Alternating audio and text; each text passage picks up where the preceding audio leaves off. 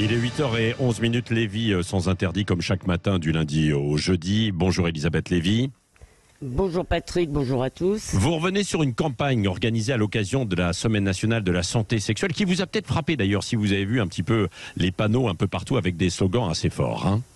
Alors c'était la semaine dernière. Oui, mais il y a toujours les panneaux, ma chère Elisabeth. Oui, oui, les panneaux sont restés. Donc, mais cette semaine, c'est une semaine par an. Mais vous avez raison, parce que le climat idéologique, lui, il reste. Et ce climat idéologique, c'est le lamento progressiste et associatif sur le thème « Il n'y a pas assez d'éducation sexuelle en France ». Alors, il y a 3 heures annuelles imprévues au collège et au lycée depuis 2001, mais il paraît que seulement 15% des élèves y ont accès. Et puis, surtout, les militants déplorent qu'on parle surtout de contraception, de prévention des maladies sexuellement transmissibles, alors que selon eux, il faudrait former la jeunesse contre les stéréotypes de genre, l'homophobie, la transphobie ou le sexisme. Alors le sexisme arrive seulement en 3e position d'ailleurs.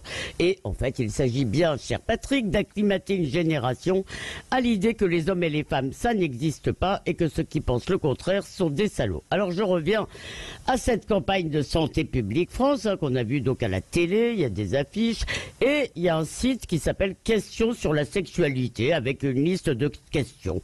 Par exemple, c'est quoi la meilleure contraception, ou c'est quoi la meilleure protection contre le VIH? Alors au-delà du français de cuisine, pardon, ces questions sont tout à fait légitimes. Et puis il y a celle-ci, la pénétration me fait mal, que faire? Alors ça a ulcéré SOS Éducation qui voit la promotion de l'inceste. À mon avis, il se trompe un petit peu de critique. Il s'agit surtout de se conformer à une lubie néo-féministe qui nous explique en permanence que la pénétration, c'est un truc de macho, c'est la culture du viol même.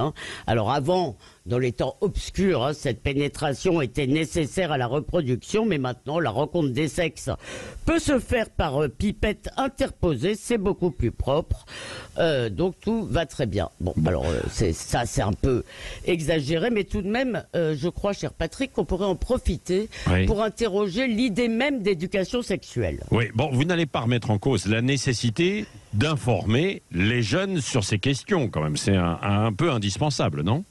Bon, alors d'abord, ils sont surinformés, cher Patrick, et peut-être parfois trop. Ensuite, évidemment, je suis tout à fait d'accord pour ce qui relève effectivement du médical, la prévention des MST, la contraception, etc.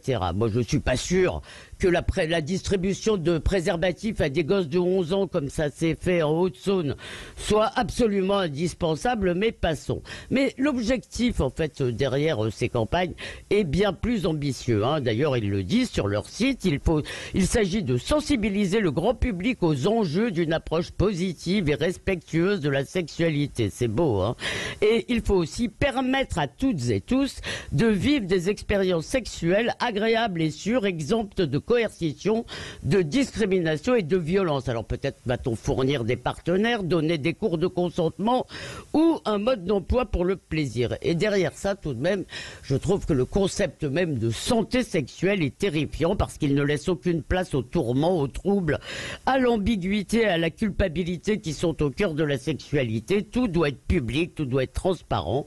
Alors bien sûr, s'agissant du plaisir, il y a de l'initiation, il y a de la transmission, mais il me semble qu'elle peut se faire dans l'intimité d'une chambre, d'un cabinet médical, à travers la littérature, pas sur les réseaux sociaux ou en classe. Dans cette conception hygiéniste, la sexualité, c'est une histoire de bien-être, comme le sport par exemple. Alors dans ces conditions, eh bien, cher Patrick, il ne faut pas s'étonner si un nombre croissant de jeunes proclament que ça ne les intéresse pas. Merci Elisabeth.